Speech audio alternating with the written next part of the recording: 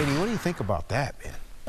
It's pretty amazing. I'm waiting for that. I knew we were going to get some new pictures coming back soon. I haven't seen it yet, so it was exciting to see those certainly tonight. I also sure been enjoying seeing the clear skies. Listen, that's a nice transition. Yeah, totally, because we've had all that rain, and we've been looking at our tower cam with all the water on the roadways and the clouds in the sky. We've gotten rid of all that now, and we're really going to be focusing in on temperatures, I think, for the next couple of days, and they will be cool overall. These were our highs that we saw today. We'll be able to get some more sunshine and less wind tomorrow, so we're back into the lower 70s at least. And speaking of the wind, yes, that's much calmer than what we saw today. 15 to 20-mile-an-hour winds were very common out of the west during most of the day today. Temperatures right now, we're already down in the 40s up in Huntsville, upper 40s, 49 degrees. 52 at Intercontinental Airport, down in Angleton, 52.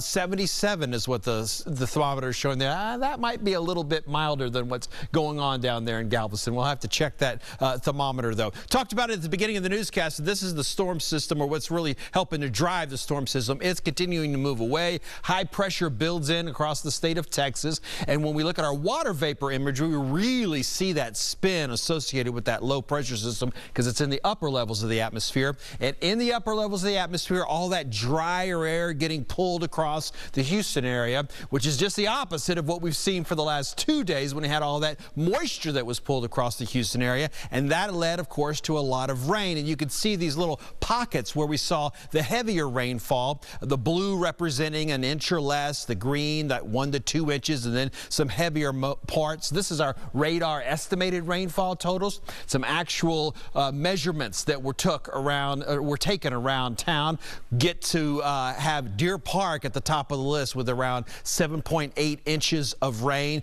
Baytown, Friendswood, Pearland, Manville, Dickinson, El Campo, all getting over 5 inches, and then still quite a bit of rain for these other folks as well.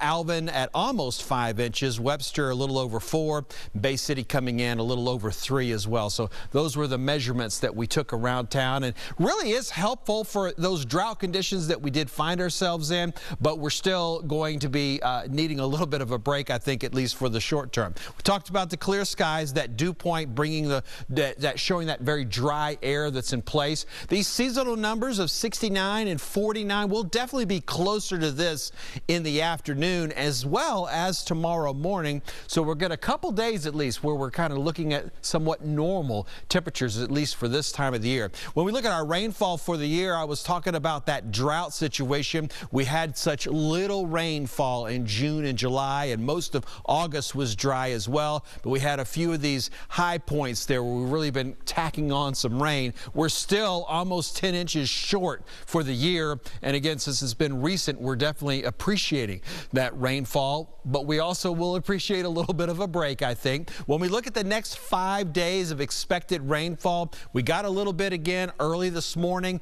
Here are those 2 days where we're going to skip out on the rain, and when we come back into Tuesday, our next front will be moving in. That's going to bring some rain with it. Might have a little bit left over when we get to Wednesday. But let's not get too far ahead of ourselves as far as the rain is concerned. Look at these pleasant temperatures. This is how I like my fall weather, by the way. Clear skies. Give me some high 40s in the morning. Let's make it up to 70 in the afternoon with some sunshine. That's the way I kind of like to move on through some fall. So I put fantastic on there for both tomorrow and Monday. We'll be watching that front, the exact timing on it, and how strong those storms might be. We think that at least for parts of our country, more up in the Arkansas area, there will be some severe storms that come along with this front. For now, it looks like we'll miss out on most of that, but we will see some rain and then a little bit of a brief cool down before we get ready for possibly more showers next weekend.